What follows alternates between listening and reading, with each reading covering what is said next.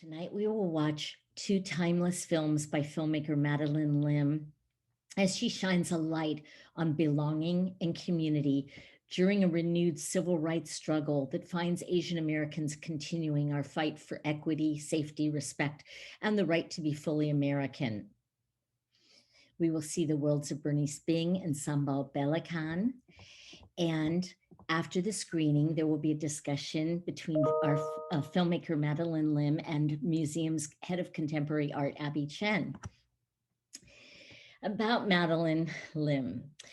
She is an award-winning filmmaker with over 25 years of experience as a producer, director, cinematographer, and editor. Her films have screened at film festivals around the world, including the Vancouver International Film Festival, Mill Valley Film Festival, and Amsterdam Amnesty International Film Festival. In the year 2000, she founded the Queer Women of Color Media Arts Project to enable queer women of color to tell their own authentic stories. She believes that a community of filmmaker activists can change the craft of filmmaking and impact social justice leaders. So without further ado, I'm going to turn it over to Madeleine Lim and the museum's head of contemporary art, Abby Chen. Welcome.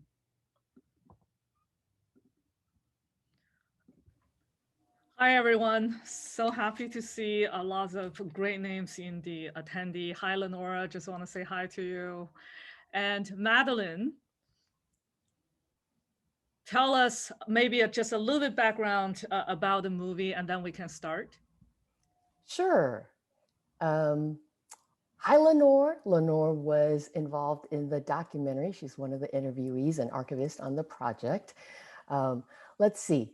So The Worlds of Bernice Bing is, with this film, I really wanted to do justice to Bernice and to her art form. You know, it's about her art, her activism, her life, her legacy. So just in a nutshell, that's what it's about. And we can come back and discuss after the screening is over.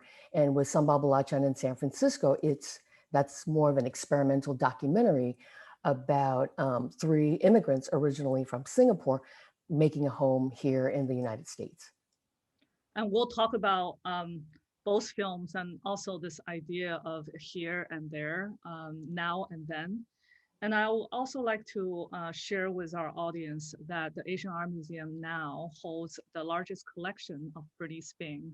This is something that I always call as a relay game. It takes generation of supporters and artists, advocates, filmmakers to make this happen. So today is really a celebration, and especially we are still at the Pride Month. And this is something that we should all be very, very proud and to know that Bingo's work now has a home. And I'm very excited that her work will be exhibited in 2022. So today is really a teaser, a celebration, a great memory. Let's look back. There's so many names. So let's reconvene after the film because I would love to talk about how after years of finishing the film, now that you are viewing that now, looking back, how you feel about it. So, and yeah. Absolutely, absolutely. I'm delighted to be here, and I think it's amazing that the Asian Art Museum has the largest collection of Bingo's work. And I know that Lenore Chen is very much at the forefront of advocating for Bernice Bing and for her recognition. Unfortunately, it was really pixelated. So that was really sad because, you know, it features a lot of Bernice's art, really, really beautiful art. But I just have to say, it does bring me back to when I interviewed all of the interviewees, and you know, to be talking to Nancy Hom and Flo Oi Wong and Kim Ano and Lenore, Moira, you know, Carlos. I had a really great time just, you know, interviewing them. And as you can tell, some of those interviews were very emotional. And I think my favorite interview actually was with Ginny. We had been trying to get a hold of Ginny for quite a few months, and she was the very last interviewee to confirm. So in fact, she confirmed January or February of when we had already started editing. And she finally confirmed, and we said, okay, let's go interview Ginny. And she provides actually a lot of the personal background to Bernice. And, they were actually on and off together for over 12 years. So she really provided that emotional core that was necessary. Yes, and we just lost Moira recently. And in fact, when we interviewed Carlos, he had just had throat surgery just, I think, 2 weeks before that. And Yeah. so, we were very, very lucky to even catch him, that his voice was recovered enough to even be able to talk to us. So it brought back a lot of memories. And, Bernice is so inspirational, and I love art, and it was just, yeah, you know, there's no one else that I can think of to honor by making a film about them. Hmm. And honestly, just in my own humble opinion, I think everybody who appeared in that film deserve a movie of their own. Indeed, they sure do. I mean, they are all powerhouses in their own right, every single one of them. Yeah. I was looking at it, I was like, wow, what a star panel of the interviewee. And like at the time when the movie was first made, we were watching it, you would not think about, oh, some of them will be leaving us very soon. And so even for me, I mean, I think this is the third or fourth time I'm watching the film, and it also triggered a lot of memories. And so it's good to hear what you think. Um, like now looking back at the film, and we have a question asking that Madeleine, were you friends with Bernice too? No, actually, I have never ever met her. She passed away in 98, and that was and I'm originally from Singapore. I was born and raised in Singapore, and I came to the United States in 87. So I had never met her, and how I got involved with the project actually was through AWA. Well, actually, before AWA came into the picture, Nancy Hom was the one who approached me and said, um, do you know about who Bernice Bing is? And I said, no. And she said, well, there's very little information about her. We are interested in trying to make a film about her. And would you be interested? And I said, she gave me a few links. There were maybe 2 links that existed about who she was at that time. And this was in maybe 2010, 2011. And so I read up on her, and it was like, she is amazing. What, exactly, like, why do we not have more information about who she is and her legacy? And that was when we applied for grant funding to try and secure some funding to move this project forward. And after I think a year and a half, we finally secured some funding, and then that was when we actually moved forward. Mm-hmm. And kudos to Nancy that identify you to be the filmmaker for that.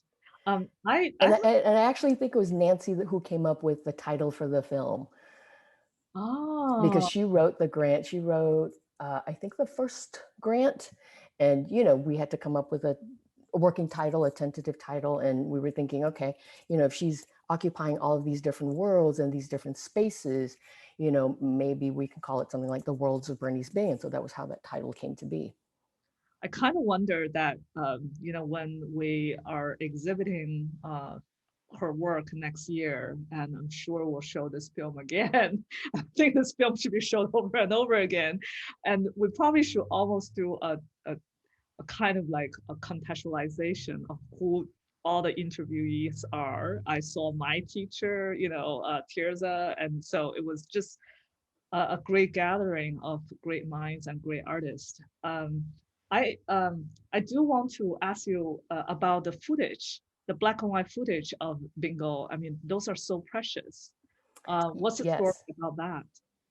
We actually received that through, I believe her name is, let me Beth Beasley is her name, and she's the one that has the video footage of Bingo working in her studio. And I think that came through, I'm actually not sure, maybe Lenore might know how we came upon that footage. I would say probably through Nancy or Flo, someone pointed her in our direction. Yeah. That's really precious to see herself talking about her art. Yeah, Yes, absolutely. Absolutely. And then to watch her at work, you know, in action. definitely.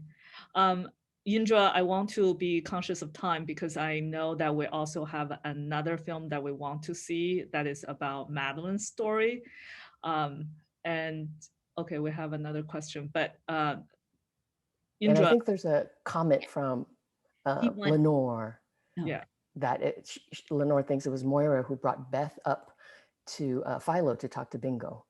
Mm-hmm. And Indra, how are we doing on time?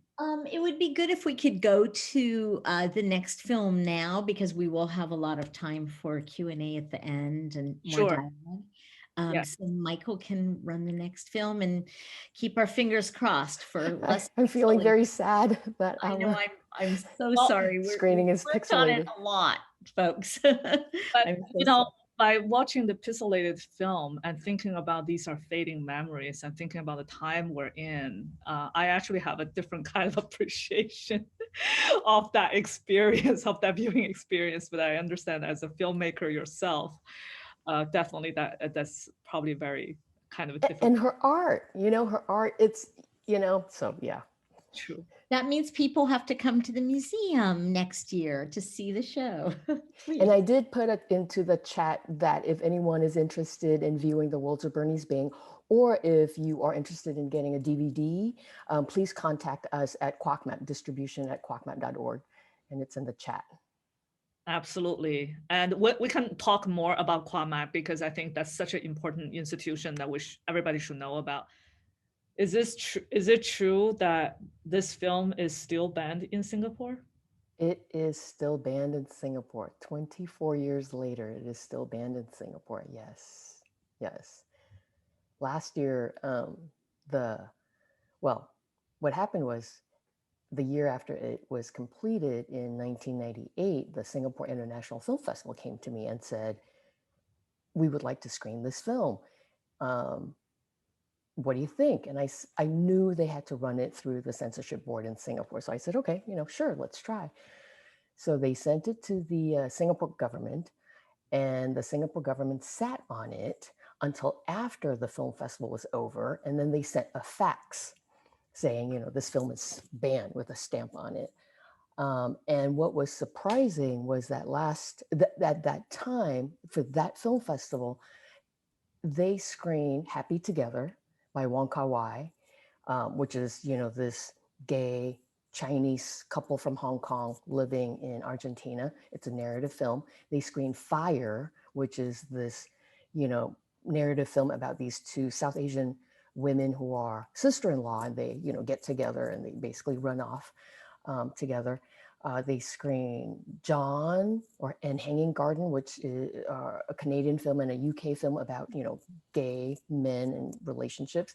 And they banned my film. 25 minutes, they banned my film. But I have to say that when I was editing the film, and it was edited on film. I was editing in the dark on 6 plates. And there was a moment when I was trying to decide about a particular edit. And it was that shot when DP is talking, the very first portrait, DP is talking about the racism that they experience in Singapore as a Eurasian lesbian. And, I lay it with, it's overlaid with the Singapore National Day footage. And I thought about that edit. I struggled with that edit for about 2 weeks because I knew that if I did that, there was very, very low chances of my film screening in Singapore because, talking about lesbian sexuality was a big no-no. But talking about lesbian sexuality plus racism in Singapore was almost definitely,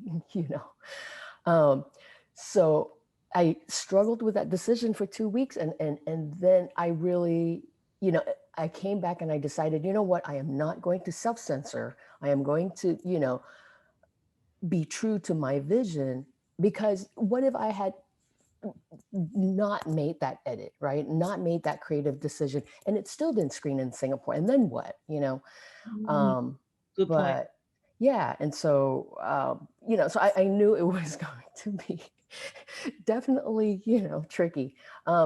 So the year after that, so they banned it in 1998. The year after that, in 99, we tried again. The Singapore International Film Festival tried again, and it was still banned. And then, it remained banned. I was very upset because I really wanted it to screen in Singapore. And, Your people like home. yeah, exactly. And my friends, a lot of filmmaker friends was like, you just have to wear it as a badge of honor. Whose films get banned today? I mean, that was, in Very the true. late 90s. Very And now true. we are in 2021 and it is still banned. But anyhow, last year, Singapore International Film Festival came to me and said, we would like to screen your film. I said, sure, let's try again. It's 20, 30 years later. And so they submitted it to it's no longer called the censorship board. They have a very fancy name now, but they approved it for a one-time screening. So they made a one-time exception for an in-person screening, because this is during COVID, in October of last year, in a theater. Because of the health protocol, it screened to 33 people in person. And but there was a lot of memos that was sent back and forth from the government about um, the Q&A and how was that going to be conducted. And I was not to talk about LGBTQ issues or campaign or any of that. And I'm like, do they know that, I am the founder of an organization called Queer Women of Color Media Arts Project? Um, and so, yeah, they made a one-time exception. And they basically said that, if the Singapore International Film Festival wanted to screen it again, they would have to go through the entire rigmarole of applying for, to lift the ban from it. So basically, it remains banned, and every time they want to screen it, they have to go through the process of trying to, make an exception. They actually did a Q&A with me as a filmmaker. It was never released. All of the, they did the Singapore International Film Festival. They released all the Q&As with all the other filmmakers, and they just have not released the Q&A with me. So yes. Madeleine, there's something that previously you said.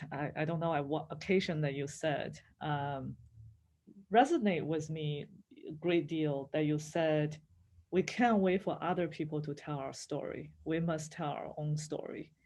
And combine the two films together, the Bernice Bing story and your own story, they remain largely unknown, despite that we celebrate Bingo's work, but they don't enjoy a wider distribution. And I can't even imagine in 2000 when you founded Quamap, and what is it even like to get the queer color women's film out there to tell that story. And remember, I was bringing the China activist, for the queer women, and to your workshop to learn that you were teaching people how to tell their stories. So you're not just about making the film yourself as a filmmaker, but one thing that you and Bingo shares great similarity is that you care about the community and you build community, um, with the kind of artwork that you do. So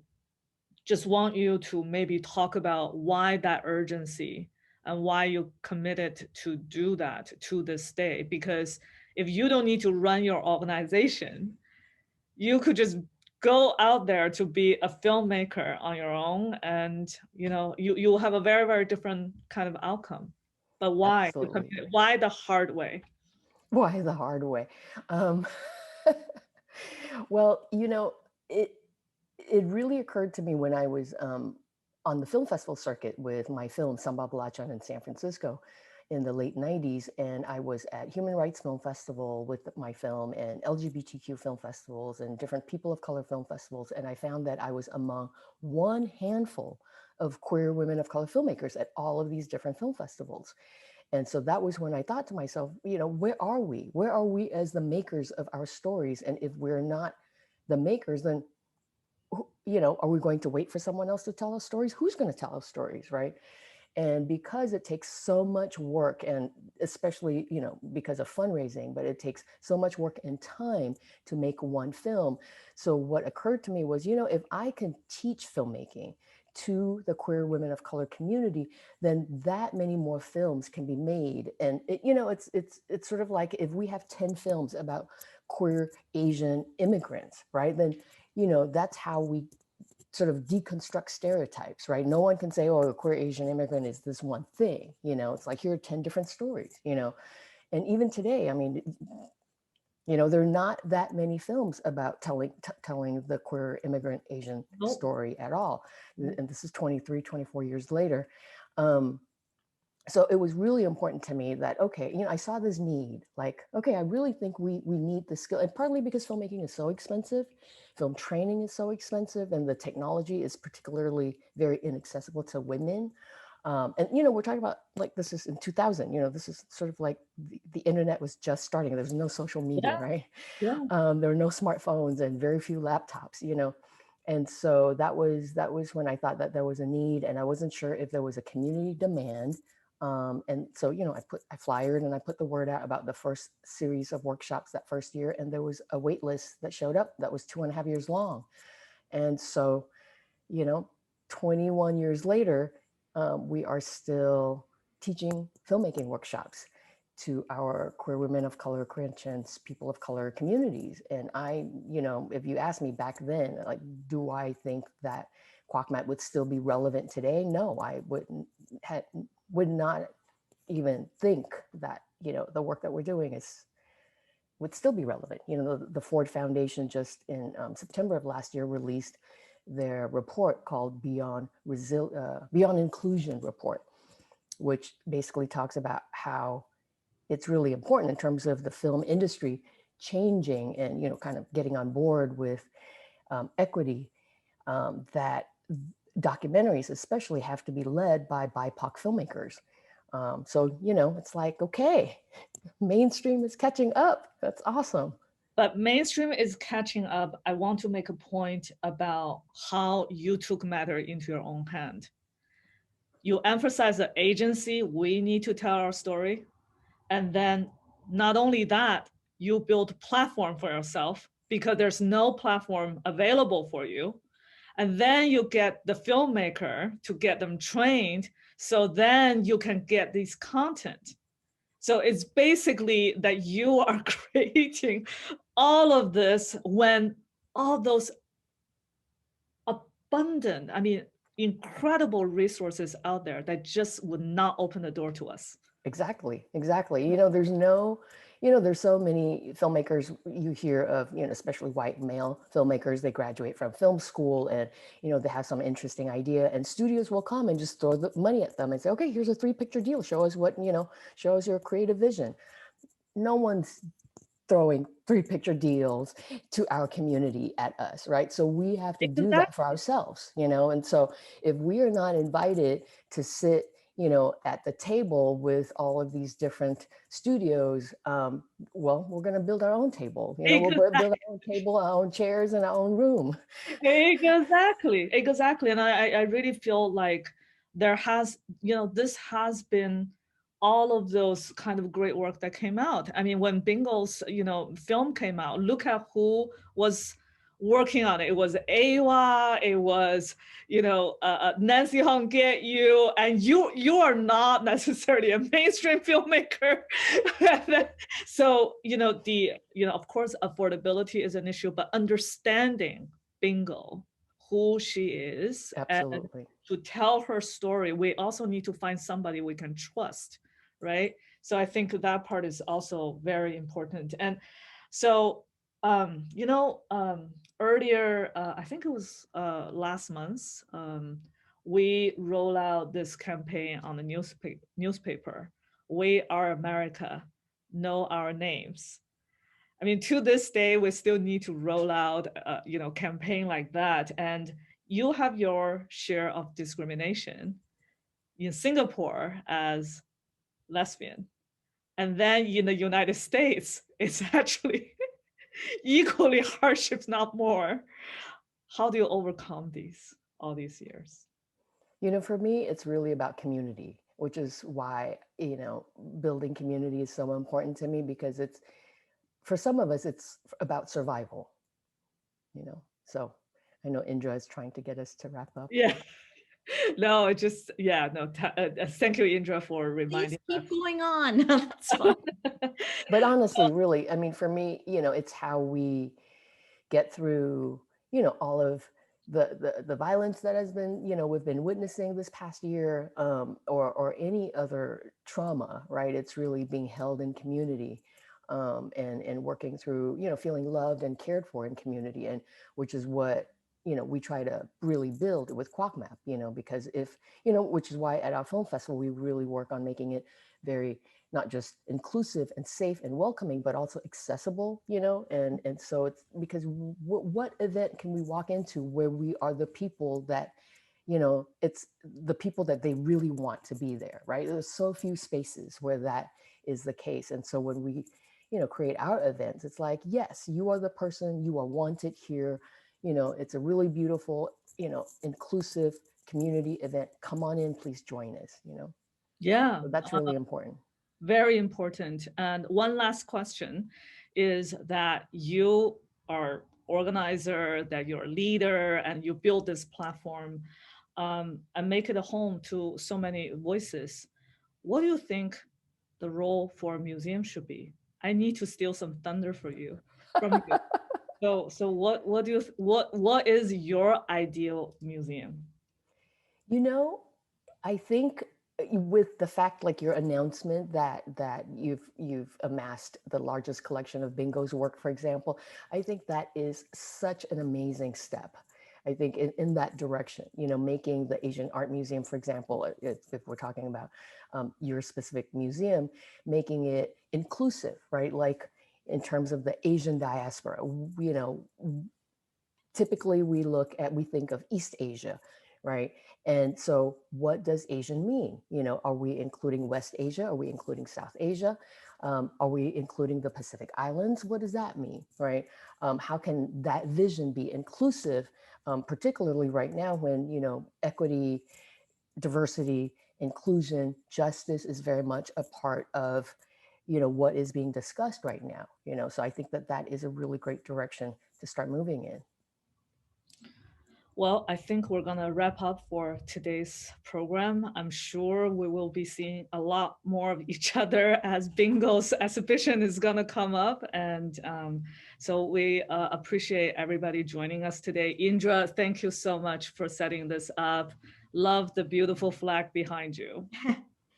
I have a Lovely talking to you, Abby. I miss talking with you, and we should just hang out more. We And thank you should. for having me. Oh no, thank you for allowing Well, us to well, sharing. hopefully we'll have the film Worlds of Bernice Bing show. I'd like to see it looping Yes. Definitely. like regularly. So we'd love to have you back next year, Madeleine. I love to hear you talk. You are such a great speaker. We're Thank you. all like, you're so compelling. So thank you both. And thank you, Abby, for introducing us to you and to your organization. Well, Really, I think this is how we make connections, right? We support each other and we amplify our voices any way that we can. And again, I also want to recognize and thank Michael for helping us today with all the technical needs. And thank you all the audience that's staying with us. And I hope that we'll see each other soon again. yes, we will. We will. And thank you, Abby, so much for moderating and being in conversation with Madeleine. That was very enjoyable and informative. And I'm going to do a lot more research on Bernice Bing. Thank you. Thank you all. Good night to everyone. Good night.